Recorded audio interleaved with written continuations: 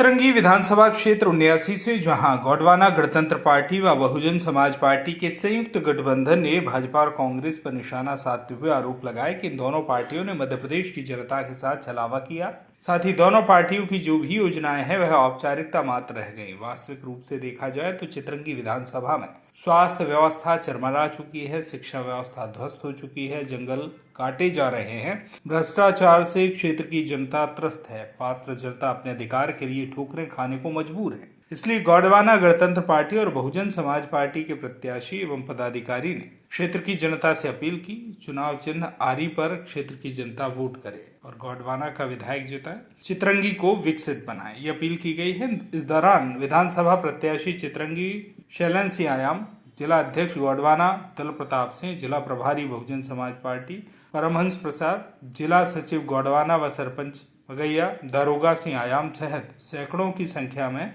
बसपा एवं गोंगपा के कार्यकर्ता और पदाधिकारी उपस्थित रहे।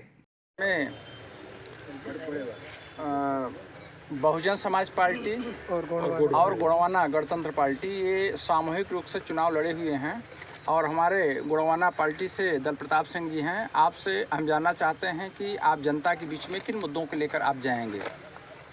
साथियों, सबसे पहले आप सभी मीडिया बंधुओं को बधाई देता हूं। आज गोंडवाना गणतंत्र पार्टी और बहुजन समाज पार्टी दोनों गठबंधन में चुनाव लड़ रहे हैं। गोंडवाना गणतंत्र पार्टी बहुजन समाज पार्टी की जो विचारधारा है उस विचारधारा से हमें चुनाव लड़ रहे हैं। दूसरी बात ये है कि यहाँ की जो ये ट्राइबल बेल्ट है, यहाँ की जो समस्या है, बेरोजगारी है, स्वास्थ्य है, तमाम ऐसी समस्याएं हैं, वनाधिकार अधिनियम है, किसी प्रकार का जो शासन की योजना है वो लाभ नहीं पहुंच पा रहा है। ऐसे मुद्दाओं को लेकर हम क्षेत्र में जाएंगे, जनता से अपील करेंगे और साझा जो गठबंधन है उस प्रत्याशी को चुनाव जिताने का काम करेंगे। चलिए, हमारे सामने आप जो कि बहुजन समाज पार्टी के जिला प्रवक्ता हैं, आप अपना नाम बताएं। परमहंस प्रसाद, जिला प्रभारी बहुजन समाज। बताइए आपका विचारधारा और बहुजन का समाज मान बहुजन और जो है तो गोंडवाना का एक विचारधारा हुआ है मंच पर और चुनाव भी साथ में लड़ रहे हैं। तो आप बताइए, आपका विचारधारा तो मिला है, आप जनता के पास कौन से विचारधारा लेके जा रहे हैं, क्या अपील करेंगे? देखिए, हम तो पहले बहन मायावती जी का धन्यवाद करते हैं कि उन्होंने गोंडवाना गणतंत्र पार्टी और बहुजन समाज पार्टी के को एक किया और एक करके इस देश में जो है एक हमारा जो बाबा साहब का दिया हुआ संविधान है, संविधान खतरे में है। हम लोगों की बहुजन समाज पार्टी और गोंडवाना गणतंत्र पार्टी का कोई जो है, हम लोग समाज से जो है कुछ भी ये नहीं कहते कि हम इस समाज के लिए ये करेंगे। हम लोग सर्वप्रथम ये चाहते हैं कि बहुजन समाज और गोंडवाना गणतंत्र पार्टी यदि सत्ता में आती है तो हम लोग सर्वप्रथम जो है अपने जो है संविधान को बचाने की कोशिश करेंगे। यदि हमारा संविधान बचा तो हमारे सारे दलितों और मजलूमों का हक अधिकार मिल जाएगा। ये हमारी सोच है और हम पूरे तन मन धन से हम लोग जो है मध्य प्रदेश में सरकार बनाने की ओर है। और हम लोग यदि हमारा बहुजन समाज सोच ले कि आज हमको अपना संविधान बचाना है तो वह चाह लेगा तो हमारा संविधान भी बचेगा और मध्य प्रदेश में हमारी सरकार भी बनेगी। मीडिया बंधुओं को बहुत बहुत धन्यवाद देना चाहूँगा।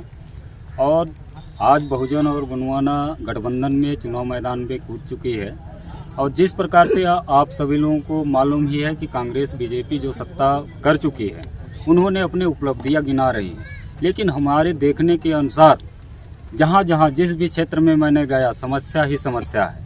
उन समस्याओं को लेकर के लगातार आंदोलन किए, लेकिन आंदोलन करने के बाद ज्ञापन देने के बाद भी कोई सुनवाई नहीं।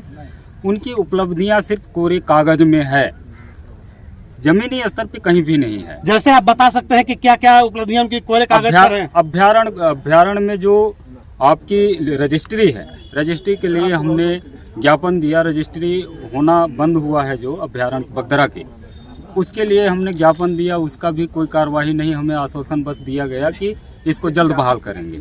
और दूसरी चीज, अभी जो अपने क्षेत्र में प्रधानमंत्री आवास योजना हो गया और ये प्रधानमंत्री किसान सम्मान निधि, ऐसे लोगों का प्रधानमंत्री किसान सम्मान निधि में जिनका जुड़ा हुआ है, जो वास्तविकता गरीब तबके के हैं, जिनके 2.5 एकड़ हैं, 1 एकड़ हैं, ऐसे किसानों का अभी तक प्रधानमंत्री किसान सम्मान निधि में नहीं जुड़ा हुआ है जी। उनका आवेदन करने के बाद भी पटवारी और तहसीलदार ये लोग मिल करके नहीं कर पा रहे हैं। कहते हैं कि कभी पोर्टल ही नहीं चालू है। तो ये कोरे कागज में नहीं है तो क्या है? ये लाडली बहना का और प्रधानमंत्री आवास का कितना असर रहेगा क्षेत्र में? कुछ असर नहीं रहेगा। इसलिए नहीं रहेगा क्योंकि लाडली बहना में भी जितने आवेदन आए हैं, सिर्फ 50% लोगों के ही, बहनों के ही खाते में सिर्फ पैसा आ रहा है। चितरंगी से ओमकार द्विवेदी की रिपोर्ट।